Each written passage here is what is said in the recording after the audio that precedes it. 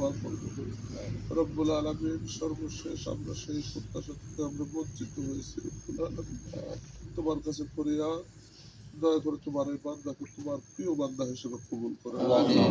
ইয়া রব্বুল আলামিন, রব্বুল আলামিন দয়া করে তাকে তুমি উত্তম শাহাদাতে, রব্বুল আলামিন তিনি যে শাহাদাত চেয়েছেন, রব্বুল আলামিন দয়া করে তুমি উত্তম শাহাদাতে রব্বুল আলামিন তুমি কবুল আমিন। ইয়া রব্বুল আলামিন উত্তম শহীদের মর্যাদা তুমি তাকে দান করো। ইয়া রব্বুল আলামিন পাক পরওয়ারদিগার মাবুদ, রব্বুল আলামিন তার ছেলে রব্বুল আলামিন এই আসনে তারই রেখে যাওয়া আসনে রব্বুল আলামিন জনগণের খাদেম হিসেবে রব্বুল আলামিন তুমি কবুল করেছো। রব্বুল আলামিন তোমার কাছে এখন প্রত্যাশা, রব্বুল আলামিন তোমার কাছে চাওয়া পাওয়া যোগ্য উত্তরসূরি হিসেবে রব্বুল আলামিন যেন ভূমিকা রাখতে পারে সেই তৌফিক দান করো।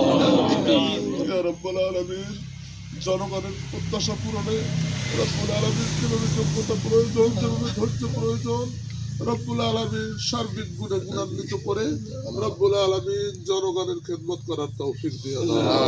ইয়া রব্বুল আলামিন তিনি যেভাবে সংসদে বলিষ্ঠ ভূমিকা রেখেছেন, রব্বুল আলামিন আন্তর্জাতিক অঙ্গনে যেভাবে ভূমিকা রেখেছেন, রব্বুল আলামিন তার যোগ্য উত্তরসূরি হিসেবে আলহাজ মাসুদ সাইদি ভাইকেও ভূমিকা রাখার তৌফিক দাও। ইয়া রব্বুল আলামিন পাক পরওয়ারদিগার মাবুদ, রব্বুল আলামিন তাকে সহি সালামতে রব্বুল আলামিন রাখার ব্যবস্থা তুমি দান করো। ইয়া রব্বুল আলামিন আমাদের জীবনের গুনাহগুলো তুমি মাফ করো। ইয়া রব্বুল আলামিন, রব্বুল আলামিন এই কবরস্থানে রব্বুল আলামিন তোমার আরেক প্রিয় গোলাম রব্বুল আলামিন শহীদ আল্লামা সবাইকে তোমার প্রিয় গোলাম হিসেবে কবুল করো। ইয়া রব্বুল আলামিন আমাদের জীবনের গুনাহগুলো তুমি মাফ করে দাও। ইয়া রব্বুল আলামিন আমরা যারা হাত তুলেছি আমাদেরকেও তোমার প্রিয় গোলাম হিসেবে কবুল করো। ওয়া সালামুন আলাল মুরসালিন ওয়ালহামদুলিল্লাহ।